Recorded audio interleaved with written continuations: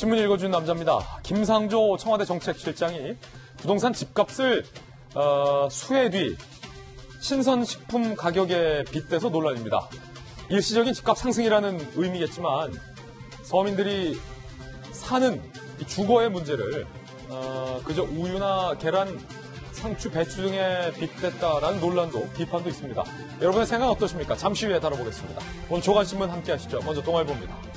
49일째 최장 장마, 고난은 이제부터. 3중 고소. 장마가 지나가도 문제라는 거예요. 1. 끝없는 쓰레기산. 2. 복구 인력은 태부족. 3. 재난 예산은 바닥. 49일째 최장 장마.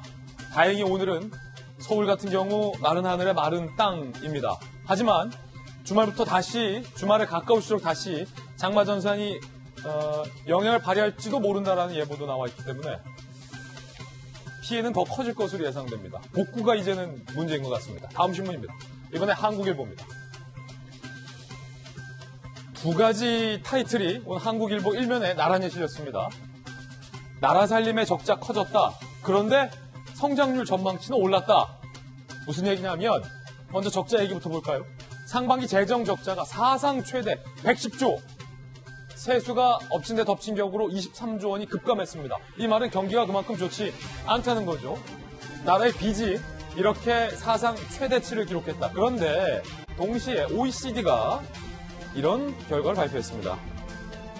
OECD 회원국 중 유일하게 대한민국이 경제 올해 성장률 전망을 1등을 했습니다. 1등.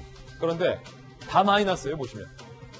경제 성장률 다 위로 가야 되는데 한국, 터키, 일본, 독일, 미국, 스페인, 이탈리아, 프랑스, 영국 다 마이너스입니다. 마이너스. 쭉쭉쭉쭉쭉. 경제가 역성장할 것이다. 그러니까 경제가 성장하지 못할 것이다. 한국도 마이너스 0.8입니다. 대한민국이 1등을 하긴 했어요. 그런데 여전히 마이너스 성장세라 이거를 자축하고 파티를 해야 될지 모르겠습니다. 다음 신문입니다. 이번에 한겨레 신문입니다.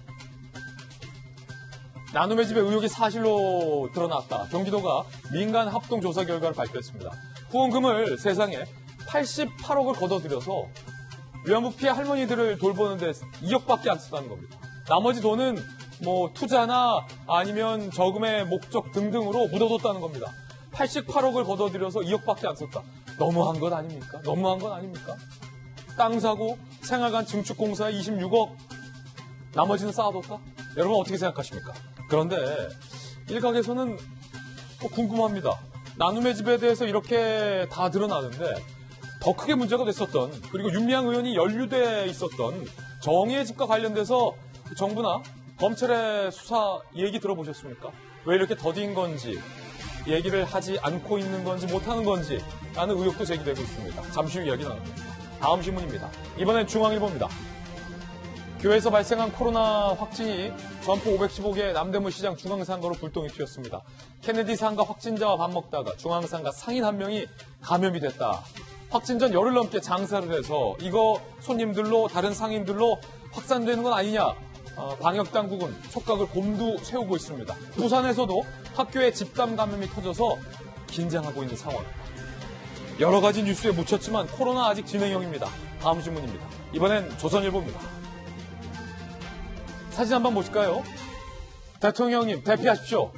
생방송 중 트럼프가 사라졌다.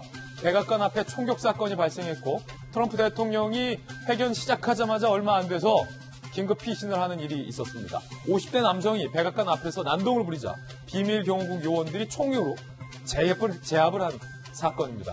코로나 브리핑 중이던 트럼프 대통령은 급히 피신을 했습니다. 지금까지 신문 읽어주는 남자였습니다.